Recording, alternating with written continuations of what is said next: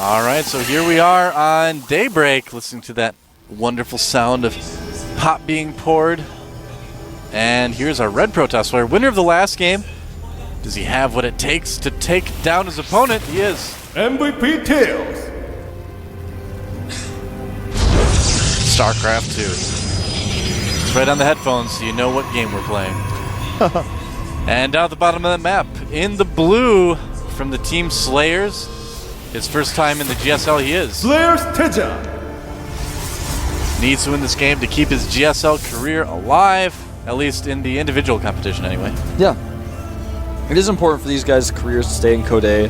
Obviously, if they lose, they're not going to get kicked off their team to be sent home or anything like that, but it's very important to stay in Code A because Code A itself isn't important. What's important is Code S, and that's the goal of these players, and it just means one extra step. It's like when you go to the DMV, and like going to the DMV itself, even if you have all your paperwork, it's still a pain. You have to go through all these annoying things. You have to wait, then you have to go and fill out more paperwork, stand on all these lines. Yeah. But if you go there and you forgot your birth certificate, well, I'm sorry, you have to go through everything all over again.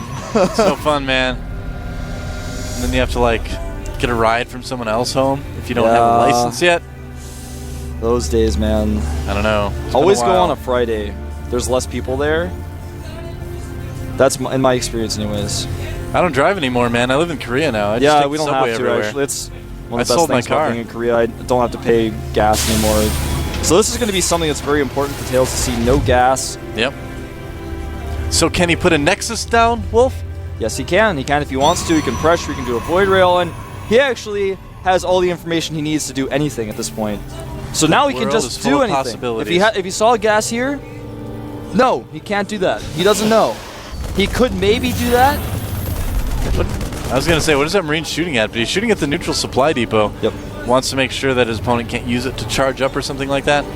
No, well, there's that. There's also, it can get in the way of building placement. Yeah. Usually it's a defensive thing, so your opponent can't bunker the bottom of your ramp. Interesting to see the GSL sort of adopting the neutral bunker on the, what am I saying? Neutral supply depot on the low ground. Well, in Starcraft 1, there would be neutral command centers in certain games, so you could actually look up a game. I forgot who played in it, where someone uses a queen to infest one of the neutral command centers on the map and used infested Terrans to kill a Protoss player. Really? That was intense, man. I remember watching that game going, is this real life? A couple more barracks going down for TaeJa, which is normally what you would do after going one racks expand without a gas. SCV's going to sneak in, Better be good. and he's going to see the probe. Oh, probe's like, please. Well, he makes the next to the SCV, doesn't see it, but he's going to know what's going on. Well, he may think it's a 4-gate. Our SCVs are under Not anymore. Checking around, he actually sees a probe in the middle of the map, but he does, of course, barely see the Nexus on the minimap. He doesn't actually see the Warpin, but he sees the red on the minimap. It was that close. So he doesn't know it's not a 4-gate. You know, the Zon Agatars, the configuration of everything is kind of exactly like it was in Delta Quadrant. Yeah. Don't want to bring up any bad memories with that map. Delta Quadrant was an interesting map. It's a good idea. It just didn't work out, I think, as was intended. Yeah. Nice micro by TaeJa keeping that Marine alive. That's something that we've seen in all of his games so far, is that he doesn't waste a single unit, you know? If a unit's taking damage, he moves it back. No reason not to. Yep. If you're playing the campaign on Brutal, you'll learn all about the importance of doing that really fast. Though I tried to 1A through the first mission, it didn't work. I learned my lesson. I don't play a single player, Wolf. I don't blame you. Every time I play single player, I'm like, I could be playing multiplayer right now. It's a fun story, though. It's definitely worth playing, in my opinion. If you guys haven't played the campaign yet, if you've got some time, or if you have an internet connection somewhere, definitely just get on it and play it. I actually haven't had the ending spoiled yet for me, except obviously Kerrigan's sort of, I don't know. I don't know what the deal is. I'm not going to tell you anything. Just have fun and enjoy. I don't know. I don't know if Frodo survives. I don't know if Snape actually kills Dumbledore or not. I don't know. But you actually don't know the answer to that? No, I do. Oh. Actually, it's kind of a sad story. I spoiled the whole Snape Dumbledore thing for my wife right before we went and saw the movie. Like, I was joking around with my friend who was going to come with us. I'm like, LOL, Snape kills Dumbledore, you know, because the internet thing. And my wife turns around, she's like, what? I'm like, oh, I forgot you didn't know that. Oh man, you should have recovered from that one. That's recoverable. No, You know what's not I recoverable? tried, but it didn't work. We actually talked about this the other day. I was like talking about all the things you can't recover from. Oh. Doesn't see the Twilight Well, you can't Council. recover from 15 Marines, 4 Steve Saves, and 4 Banshees barreling down the again. choke when you went for a Nexus. But It's you like can't. a Mobius strip of a TVP matchup. Get that SCV. Tell him he can't scout your base. He's not welcome. And so right now, I mean, we see pretty standard TVP. We've got 3 barracks, we've got the reactored starport, we've got the engineering bay for upgrades, stim is on the way. So kind of the most standard TVP strategy from TaeJa, but there's nothing at all wrong with that. Yeah. Wouldn't be the standard if it wasn't really good, Wolf. I thought that what we were going to see from Tails was going to be a Dark Shrine after that Twilight Council, so you could not only defend drops, but also put on some harassment, something that a lot of Pro players have been doing recently. But the Forge upgrade is a much safer route to go down. Yeah. Adding 3 gateways here as well. He's actually playing this just right. Well, it's just so common now for Terrans to put like a turret up at their choke that it's really, really tough these days to get DTs. Yeah, in fact, there's a into the turret base. going up right now because he knows that exact timing. There it is. Terrans know, man. They know.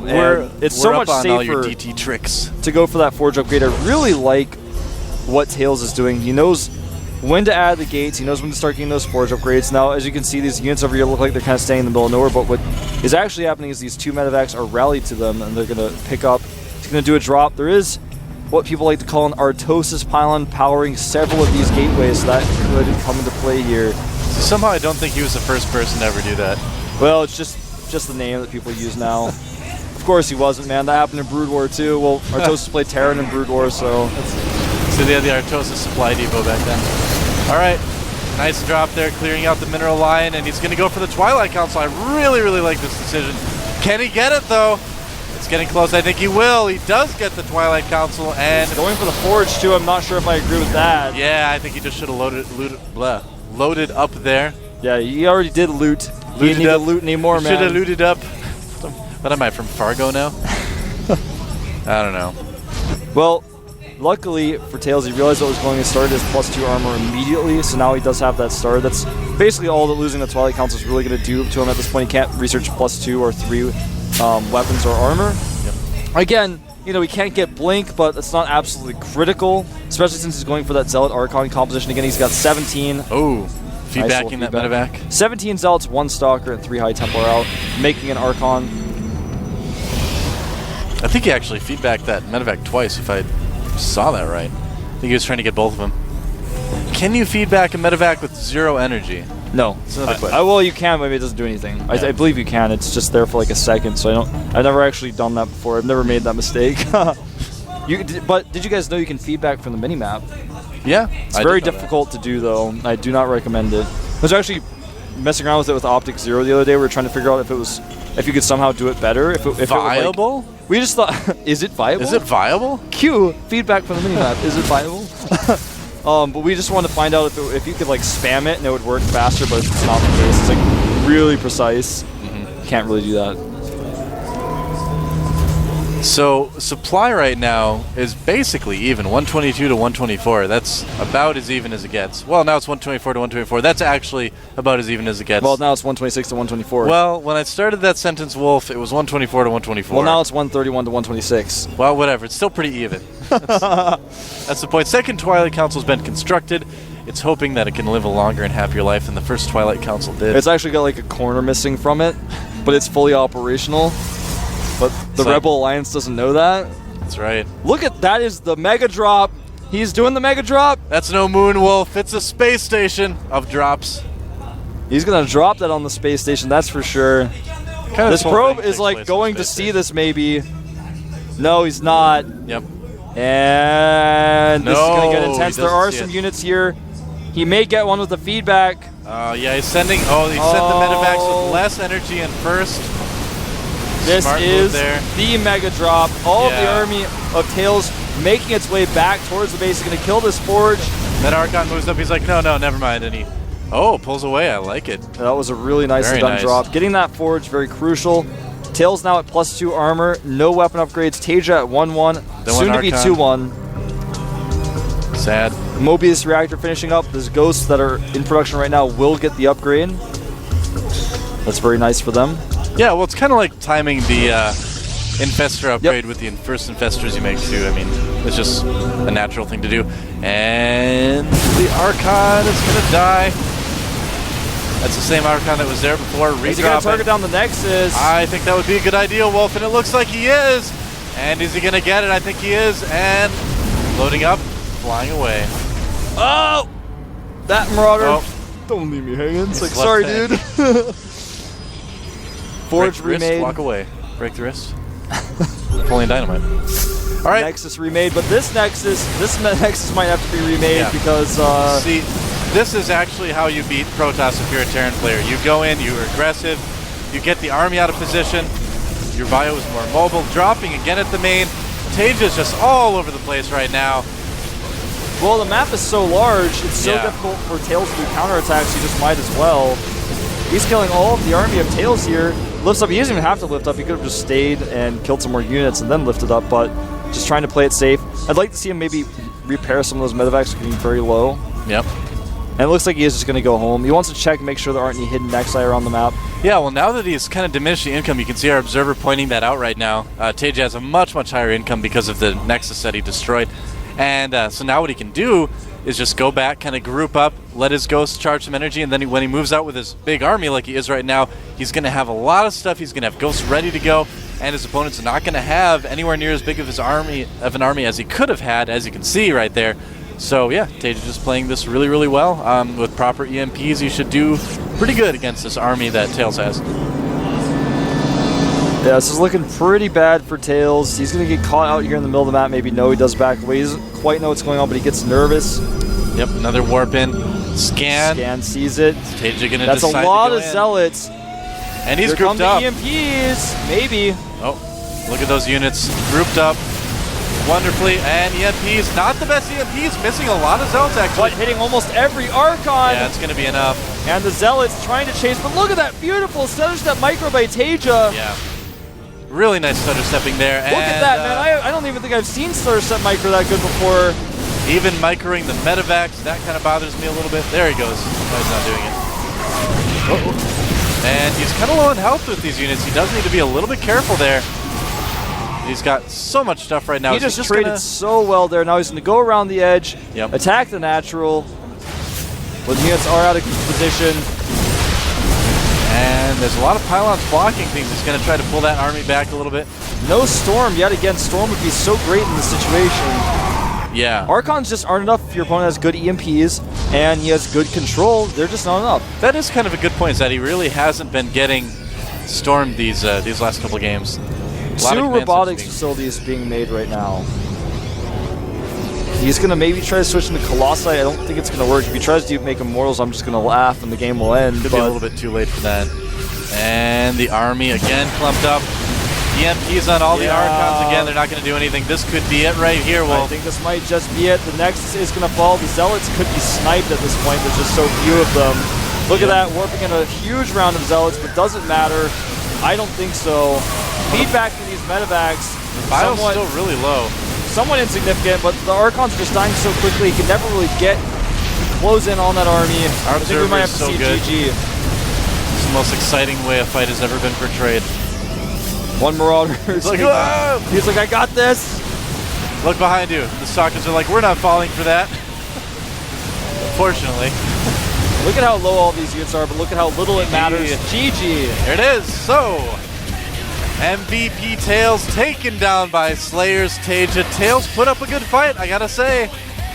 Yeah, he I gotta say, he didn't do bad at all. All right, we were hard on him after that first game. Oh, a little bit. But he played the second 2 games quite well. It's hard to please us, Wolf. TaeJa's multitasking was incredible. Yeah. His stutter step micro was also awesome. Yeah, really. His EMPs were not on the Zealots, but he was patient. He hit the Archons.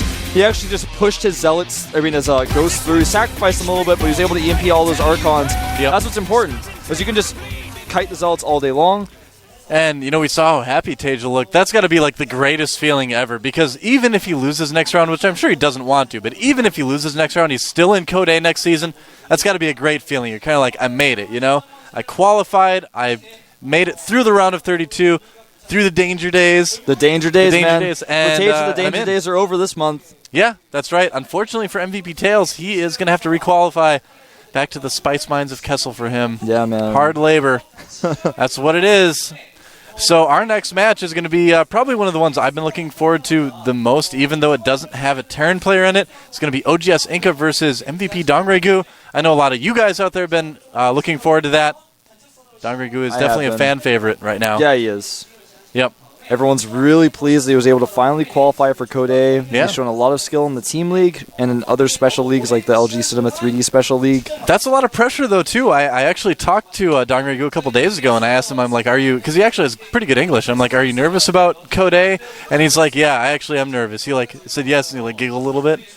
So, yeah, he's nervous because he knows not only, as he finally made it in, a lot of people are like, well, why haven't you made it in already? And so he has a lot of pressure to get through this round. Because these players, they really do want to please the fans. That's a big deal to players in Korea here, is that they want to put on good games for the fans. So, yeah, a lot of pressure on this guy, but I think he can handle it. He also knocked out another fan favorite, Slayer Sella, from the qualification rounds in the finals. So they actually both made it to the final round, and Dongregu triumphed. We're going to take a 5-minute break when we get back, guys. Dongregu versus Inca.